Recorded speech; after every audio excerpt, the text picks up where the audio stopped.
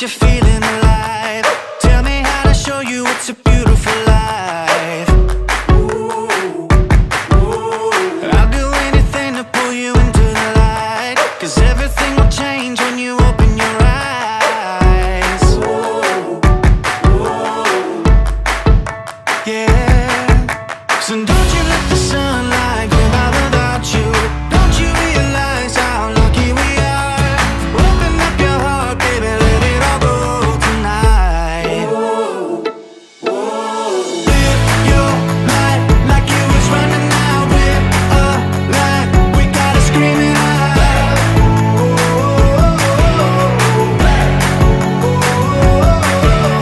Breathe it in and feel the rush again. You're not lost, no matter where you've been.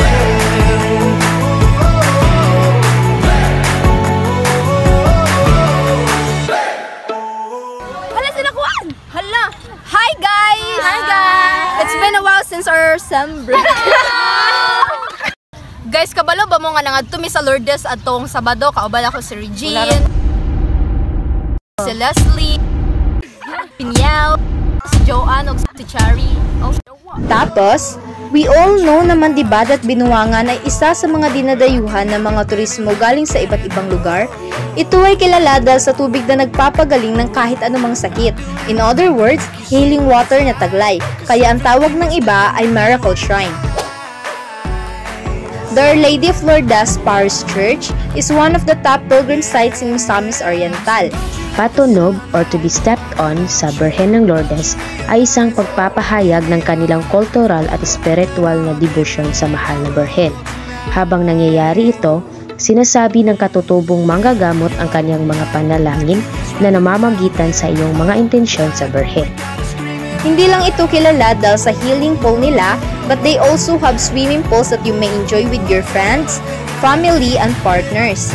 Maganda rin ang tanawin malapit sa dagat at pwede din maligo kasamang mga kaibigan.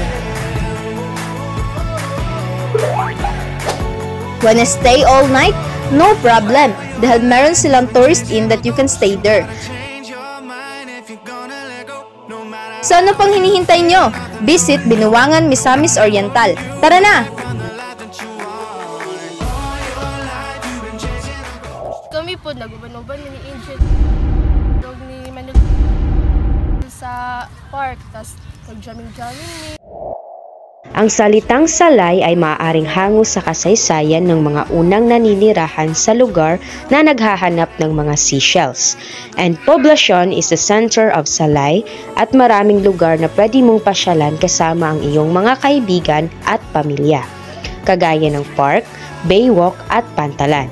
Maaari kayong mag-jamming, mag-slide at maglaro ng basketball sa parke kasama ang mga kaibigan.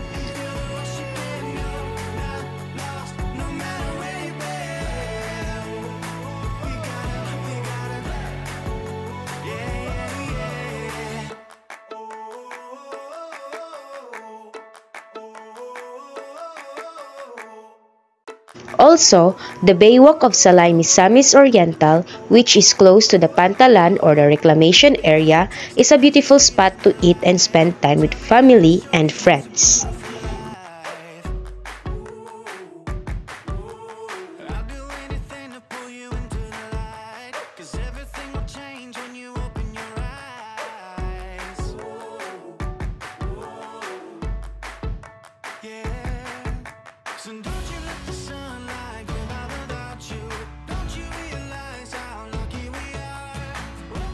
Di ba ni Chin ang laag sa Mango Forest?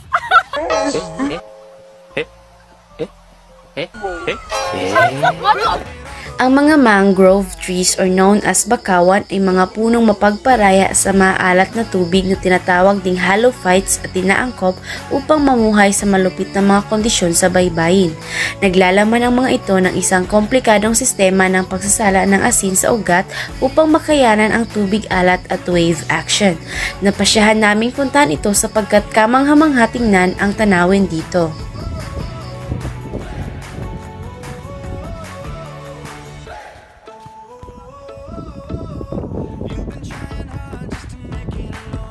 Pagkatapos naming puntahan ang mangrove forest ay napag-isipan naming tingnan ang Santa Cruz de Casulog. Sabi ng mga tauhan doon ay unang dinayo ng mga Espanyol ang Casulog noon kung saan sila ay nagtayo ng isang kahoy na krus na sumisimbolo sa kanilang presensya at pagpapalaganap ng Kristyanismo. Ayon sa mga local na account, ang orihinal na krus ay ninakaw ng mga treasure hunter. Pagkatapos ay pinalitan ito ng isang metal na krus na may nakasulat na 1883, ang taon na dumating ang mga unang Kastila.